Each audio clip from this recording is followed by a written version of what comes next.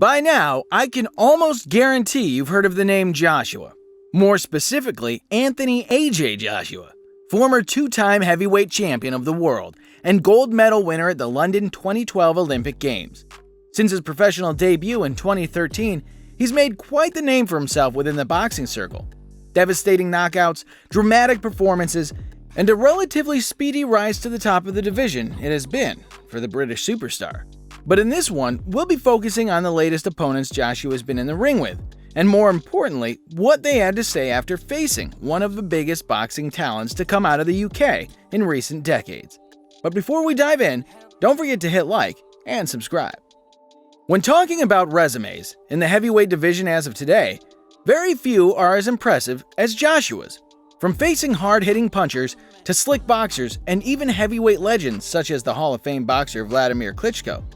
But what do his opponents have to say about facing him? Does he really hit as hard as his record suggests? Let's find out. If bad blood and bad intentions could be rolled into a boxing contest, this matchup would undoubtedly fit the bill. Ever since Joshua's defeat to Dillian Whyte back in his amateur days, the pair have never had any love lost between them.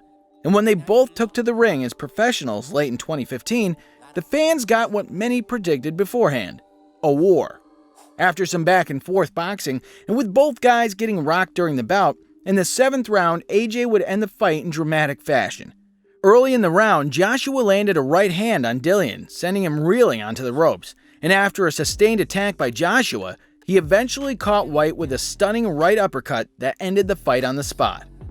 Sort of feeling what he had for a little while, feeling his shots. Does it hit hard as people say, though? It is hard, but I'll ever hit hard. It's one of those ones where, I was working a couple things. I was trying to draw him out, But I made one mistake, and that was that, man.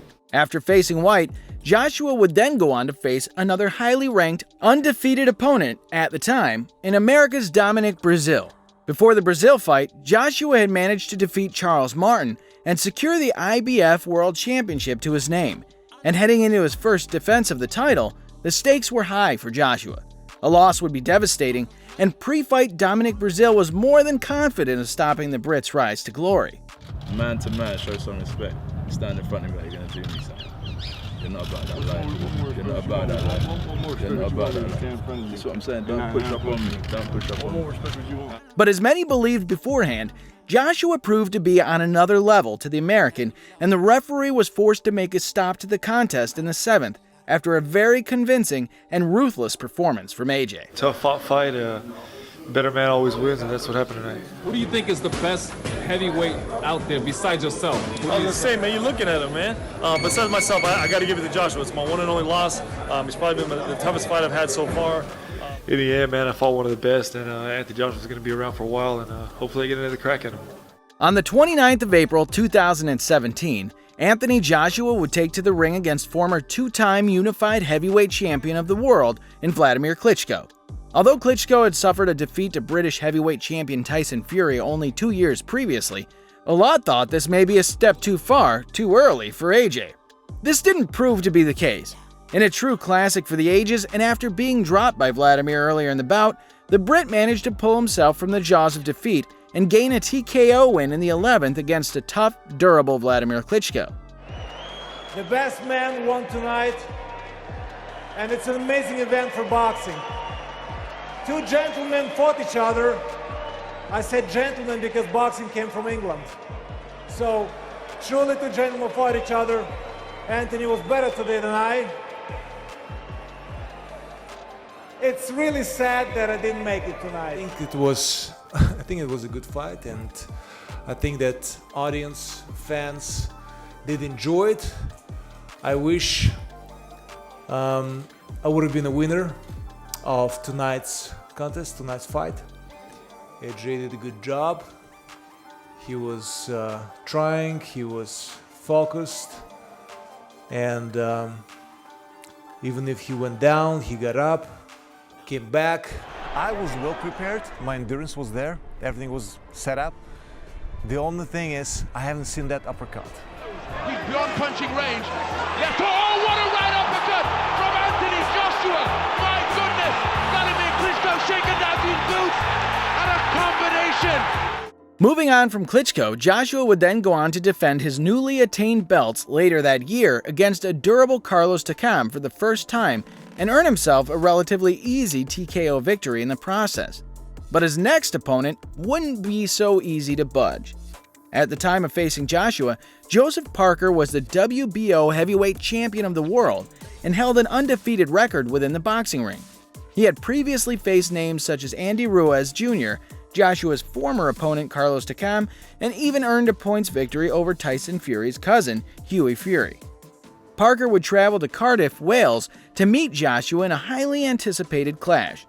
Unfortunately for the spectators, the fight didn't quite ignite the arena like most thought it had the potential to.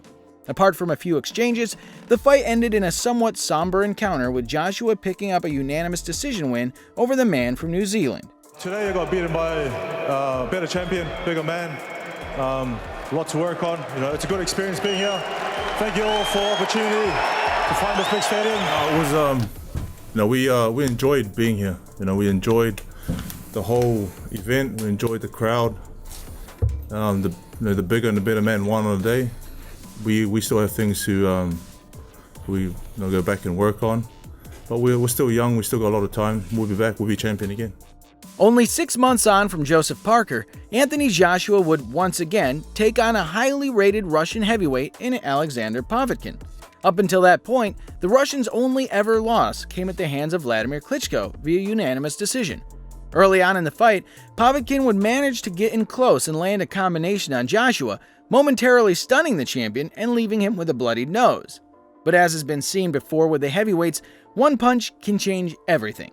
And that punch would come in round 7 for Joshua when he stunned the Russian with a right hand to the temple, and followed up with a vicious combination which sent Povektin to the canvas.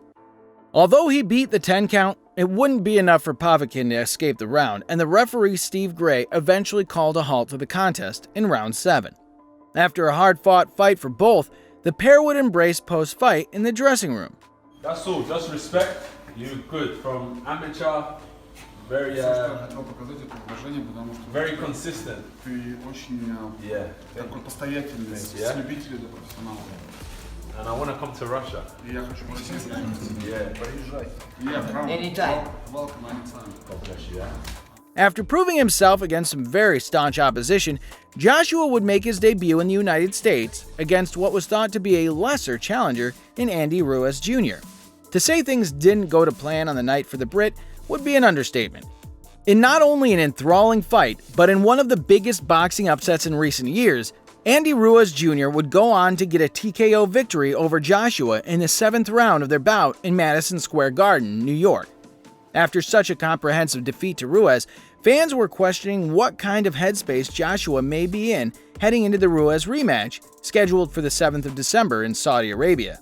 The fight turned out to be a somewhat dull affair in comparison to the drama in the first, but AJ managed to show his boxing ability on the back foot and went on to avenge his loss to Ruiz via a comfortable unanimous points decision. But what did Ruiz have to say about the fight and his preparations leading up to it? From being the champion, my first time, it was kind of hard, from being over here and over there, missing training, and like I said, I don't want to have no excuses, but I know I'm gonna work my ass off, and it could have happened to anybody. I think I was having too much fun. I was celebrating too much. Like what were you doing in that period that you wish you hadn't now? Just being with my friends and just celebrating. I just should have trained harder. There's no excuses. I think I looked past him. I thought it was gonna be the same thing on June 1st, but we did work on some things. But I think for me being a lot heavier, I didn't perform at best. So there it is. Although many have different views on what happened in their fights with Joshua and different thoughts on how he operates within the ring, there's definitely some respect there with the opponents we've looked at. Thanks for watching this video, and don't forget to hit the like button and subscribe if you haven't already.